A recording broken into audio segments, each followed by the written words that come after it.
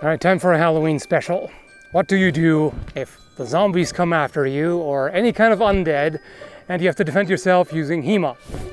So, best thing that can happen to you against any kind of undead attack is don't be that close. So, this is what I would personally like. Some kind of polearm, spear, halberd, anything like that. Because this way I can stab him from afar and I'm okay. I'm not even anywhere near his hands. Works on either side, of course.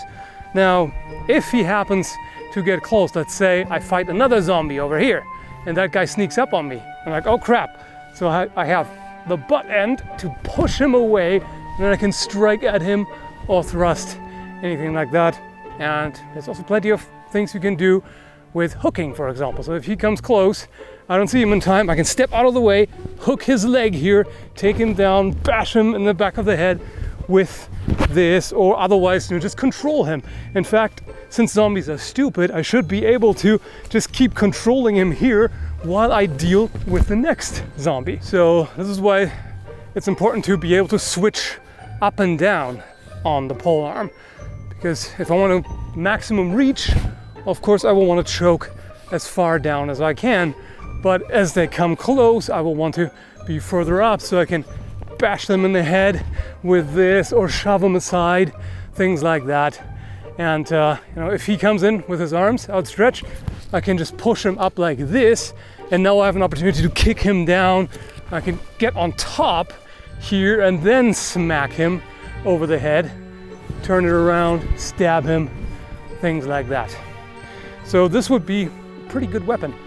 Now again, whether or not it gets stuck, that's a different story, but of course if you have something like a polearm or a glaive, any sort of polearm that actually cuts as well, this is also going to be useful. You can try to go either for the head or the neck, or just cut them in the leg.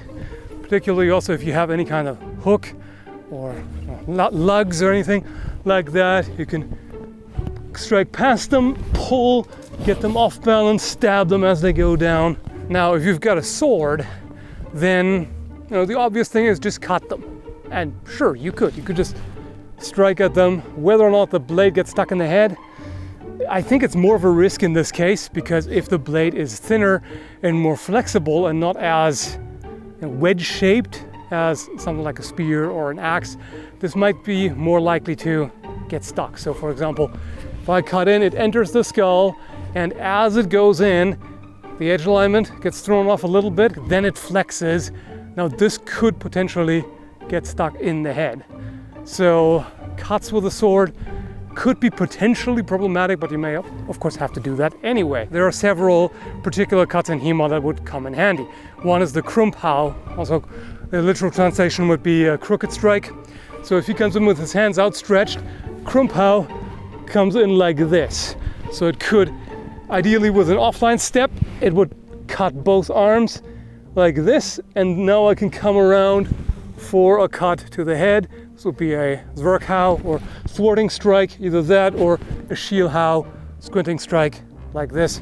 The Zwerghau is useful because it can be thrown horizontally and it goes right on top over the arms. So I don't have to worry about the arms, I'll just cut him in the head, then wrench it out and be ready in case he still keeps coming. If he does, I already have the sword ready here to just drive it through his head and get it back up, things like that. And then, of course, half swording can be used as well. This would be pretty handy in this case, because with 2 points of control here, you've got more leverage. So I can swipe his arms aside, which again, he's probably not going to know how to deal with, and then I can stab him in the head. There's a murder stroke. So if you are worried about getting stuck with a blade, you can just flip around.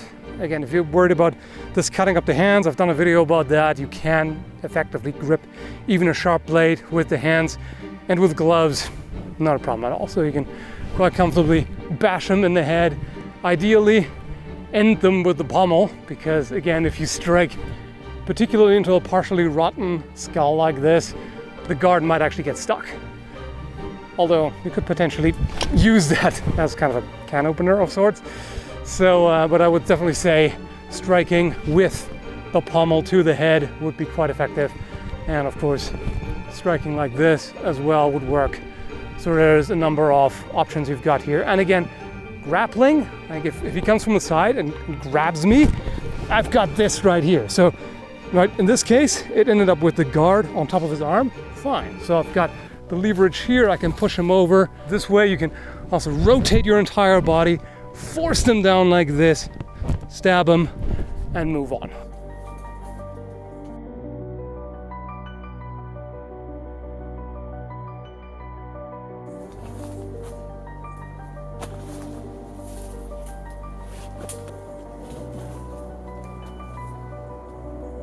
Another good combination would be a buckler. Now, usually you would combine that with a sword, but I feel that an axe is actually better against the undead, because swords, to a large extent, rely on severing arteries in a historical context, making them bleed out, things like that. Of course, severing muscles and limbs and all that. But even if you cut off the arm of a zombie, they might still keep coming. So I feel like something like this would be technically more effective because it requires less effort. I mean, every time I tested one of the zombie heads from Zombie Go Boom, the axe always made short work of it. With the sword, you actually have to put some good effort into it. The axe, with the way it's designed, it's got most of the mass. At the end, you just strike at something. Even if it's not perfect edge alignment or anything, this will do the job. It's based on the buckler from Talhoffer's manual. And this is pretty handy because you've got this point right here. So this, you can smack them with, and try to drive it into the skull or break the skull. Smack this in their face, smash the teeth with the protruding boss there. It's got the spikes as well. And so you can keep them at bay. They come at you. It's like, nope. Ideally, you want to not be inside because now he can reach me with his hands. You want to step to the side, control both arms this way, smack them in the head, move on to the next one. Because if you just focus, face them head on, they're still going to get you. You want to get the arms, combine them, get them together, and smack them like this, push them away, and do whatever is needed. And of course you can swap it around and nail them with a spike. Now again, this might be difficult to get out, but if it gets stuck, you still have another thing to push against to wrench it out, that sort of thing. So this would be quite handy, and of course against hostile survivors, this would also be pretty useful. And here's a nice post-apocalyptic survival weapon. I showed that in another video, and it'll be linked in the more info section. So this again could be quite handy, because if they catch you off guard and get close, you can jam this in their face, possibly smash their teeth while getting the axe ready, strike them wherever you need to. Possibly, if they're partially rotten, you might be able to punch into the skull with this. Whether or not you do enough damage is the other question. But this here is really more for controlling. This is not so much for striking, this is more of a defensive tool. So if he comes in with his arms outstretched, I come around here, hook. You see that hook right there that goes around his arm. I'm going to be gentle here because otherwise that will suck. And push that around, nail him in the head, etc. So this is actually a situation where both weapons would come in quite handy, particularly if you have two shorter ones. And of course, if you got a spike on their defensive capability is a little better. So it can be jammed into their skull, and even if it gets stuck. Now, this is where the axe comes in. Let's say that it's stuck in his head and I'm getting attacked by another zombie. I can push this against his head and wrench it out like this. So this way you get a lot more power as opposed to just pulling.